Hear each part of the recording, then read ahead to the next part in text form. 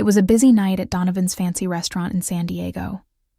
The place looked beautiful, with crystal lights hanging from the ceiling, clean white tablecloths, and shiny silverware. The waiters moved smoothly between tables, carrying plates of delicious food.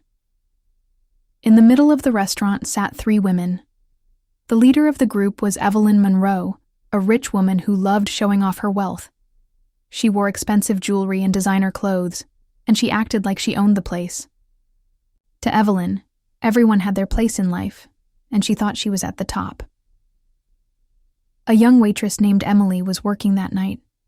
She had been working extra shifts to save money for college, and she was very tired. She stumbled a little while, carrying some glasses, and Evelyn noticed this with a mean smile. To Evelyn, people like Emily didn't matter until they made a mistake. Things got tense when Emily brought their food. "Here you are, lady. I hope you enjoy your meals," she said quietly but politely. Evelyn looked at her plate and complained, "Is this supposed to be medium rare? It looks overcooked. And why did it take so long?"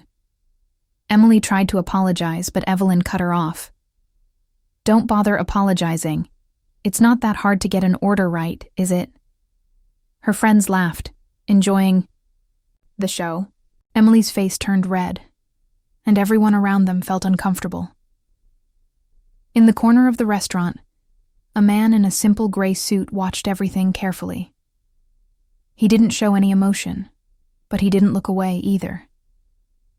What happened next would change everything. Emily's hand shook as she took Evelyn's plate away, promising to fix it. But Evelyn wasn't done being mean. "They'll hire anyone these days," she said. "How hard is it to carry food without almost dropping it?" she said loudly. Her friends laughed again. Emily fought back tears as she walked to the kitchen. She'd dealt with rude customers before, but Evelyn's meanness hurt more than usual. The man in the gray suit kept watching, thinking carefully about what he'd seen. Evelyn kept making fun of Emily. "Did you see how she walked? She laughed like she could barely stand up. If she can't handle this job, she should go flip burgers somewhere." Other customers looked upset by Evelyn's behavior, but she didn't care or notice. When Emily brought the new plate, she stayed polite. "Here you are, ma'am. The chef made it fresh for you." Evelyn barely looked at it. "I guess it'll do," she said. "Next time, get it right the first time and learn how to walk properly. You're making this place look bad." Then something unexpected happened. The man in the gray suit got up and talked quietly to the manager. The manager looked surprised by whatever he heard. Meanwhile, Evelyn bragged about her fancy vacation, not knowing things were about to change. When Evelyn asked for the bill, the manager came over with Emily. He brought champagne and an envelope, which made Evelyn smile, until she learned why.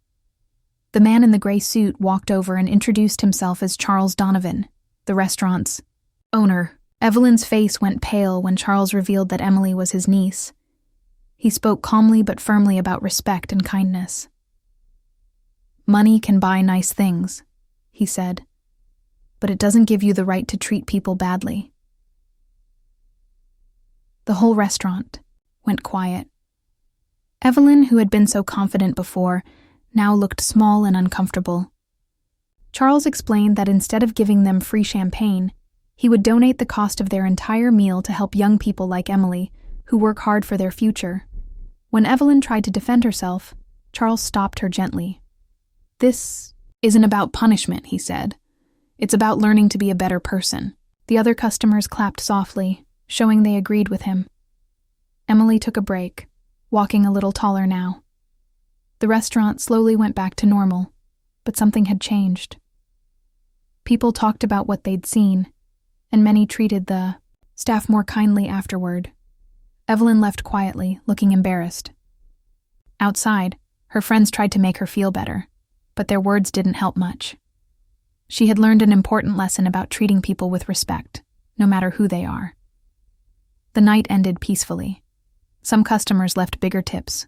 Others said kind words to the staff, and everyone remembered that being kind costs nothing but means everything.